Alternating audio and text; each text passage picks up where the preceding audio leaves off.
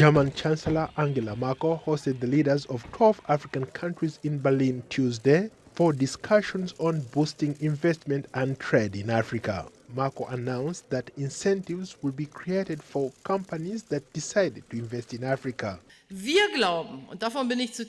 We believe, and I am deeply convinced about this, that more transparency can encourage more investment in these countries because for investors from G20 countries such as German medium-sized companies, it is very, very important that there is trust and that there is transparency so that it's clear where one is investing and under what conditions.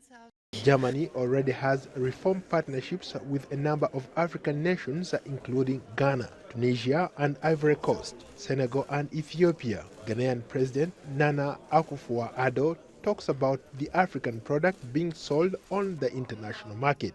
We've now made the conscious decision that we're moving away from a situation whereby we're just exporters and producers of raw materials to ramping up the value chain in our own countries. Germany put Africa and inclusive growth high on the G20 agenda when it held the rotating presidency in 2017. The European nation addressed the root causes of mass migration from underdeveloped to developed countries. Rwandan President Paul Kagame says that Africa is ready for business.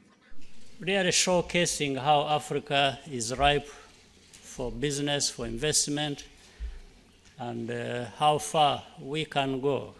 For example, the partnership we have had, Rwanda has had with Volkswagen, Siemens now coming in, and SAP demonstrates the competitiveness of the economies of our continent. Meanwhile, German Chancellor Angela Merkel recently led a series of commemorations to mark the 30th anniversary of the fall of the Berlin Wall, which divided the city during the Cold War. The wall was built by communist East Germany to prevent its citizens from fleeing to more freedom in the West. On November 9, 1989, East Germany border guards, overwhelmed by large crowds, threw open the gates to West Berlin, allowing free passage for the first time since the Berlin Wall was built. The momentous event led to Germany reunification a year later and soon the collapse of the Soviet Union.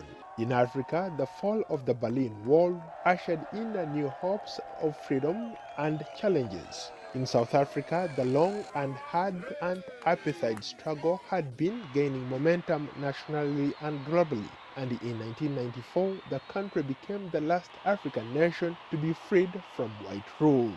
According to many historians, the second decade after the Cold War led to democratic progress and setbacks within and among African countries. And even though the number of authoritarian leaders in Africa has declined, there are still some who seized power during the Cold War era and continue to maintain that power. In December 2018, US President Donald Trump unveiled a new US strategy for Africa to combat what was characterized as the predatory practices of China and Russia and their growing influence on the continent. In October, the first Russia-Africa summit was held at the Black Sea resort of Sochi. It opened a new chapter in relations between Moscow and Africa.